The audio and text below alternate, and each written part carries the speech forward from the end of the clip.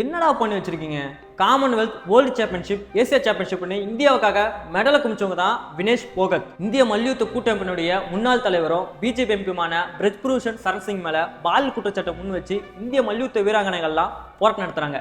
இவங்களுக்காக நீதி கேட்டும் குரல் கொடுத்தும் களத்துல ஒரு போராளியா இருந்தாங்க வினேஷ் போகத். இந்த போராட்டம் நடந்தப்ப வினேஷ் போகத்தை சேர்ந்து பல மல்யுத்த வீராங்கனைகள்லாம் போலீஸாலையும் ராணுவத்தாலையும் ரொம்ப அடக்குமுறைக்கு ஆளானாங்க. இந்த மாதிரி நாளை பார்க்கணும் மெடல்ஸ் வாங்கணும்னு வினேஷ் போகத் அழுதுகிட்டே பேசினப்ப ஒட்டுமொத்த நாடே தலைகுனி வேண்டிய நிலைமை தாங்க வரும். இன்னைக்கு நினைச்சோம்னா கண்ணு கலங்குது. பிரைம் மினிஸ்டர் பார்க்க போனப்ப ரெஸ்பான்ஸ் இல்ல, ப்ரொடெஸ்ட் பண்ணியும் ரெஸ்பான்ஸ் இல்ல. ஒரு கட்டத்துல எங்களுக்கு நான் அநீதியை இந்த கவர்மெண்ட் கண்டுக்கலன்னு கவர்மெண்ட் கொடுத்த கேல் ரத்னா அர்ஜுனா இந்த ரெண்டு பேரும் திருப்பி கொடுத்துட்டாங்க. இது திருப்பி கொடுக்கறதுக்கு ஆஃபீஸ் போனப்ப பிரைம் மினிஸ்டர் ஆஃபீஸ்ல உள்ள விடல, நடுரோட்டை தான் வச்சுட்டு போனாங்க. இந்த சூழல தான் லாஸ்ட் இயர் அவங்களுக்கு காலில் சர்ஜரி பண்ணி அப்புறம் கண்டினியூஸா வெயிட்டை குறைச்சு ஒலிம்பிக் சீரீஸ்ல 50 kg கேட்டகரியில மல்யுத்த போட்டியில பார்ட்டிசிபேட் பண்றாங்க. ரெஸ்லிங்ல நம்பர் 1 பிளேயர், 4 தடவை வேர்ல்டு சாம்பியன், 2010 தோல்வியை பார்க்காதவங்க, டோக்கியோ ஒலிம்பிக்ல மெடல் வாங்கின ஜப்பான் கண்ட்ரி சேர்ந்த யூ சுகாசிய குவார்டர் ஃபைனலுக்கு முன்னாடி ரவுண்ட்ல 3-2 கணக்குல வீழ்த்தி உலகத்தை திரும்பி பார்க்க வச்சு எல்லாரும் கவனத்தை ஈர்த்திருக்காங்க வினேஷ் போகத். இதுக்கு அடுத்து நடந்த குவார்டர் ஃபைனல்ல உக்ரைன் கண்ட்ரி சேர்ந்த ஒக்சானா லிவாஜிய 7-5 கணக்குல வீழ்த்தி செமிஃபைனலுக்கு போன உடனே இந்த பெண்ணை தன்னுடைய நாட்டில் தெருக்கள் இழுத்து செல்லப்பட்டார்,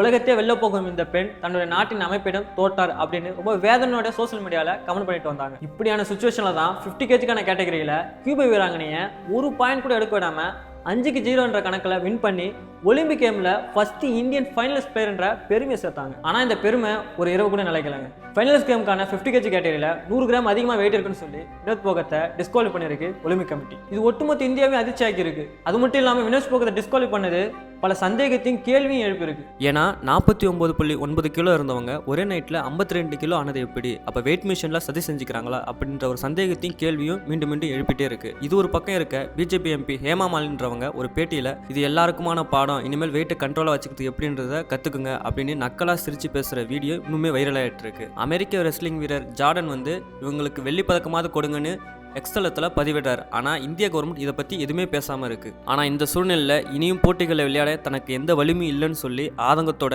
ரிட்டையர்மெண்ட் அறிவிச்சிட்டாங்க வினேஷ் போகத். பல பேர் பாலியல் தொல்லை கொடுத்த பிரிஜ்பூஷனுக்கு எதிராக வினேஷ் போகத் போராடினால இவங்க ஜெயிச்சா ரூலிங் பார்ட்டிக்கு அவமானம், சோ இது இந்திய கவர்மெண்ட் செஞ்ச சதின்னு பல பேர் சோசியல் மீடியாவில் போஸ்ட் போட்டுட்டு வராங்க. இதை பத்தி நீங்க என்ன நினைக்கிறீங்கன்றத கீழே கமெண்ட் பண்ணுங்க.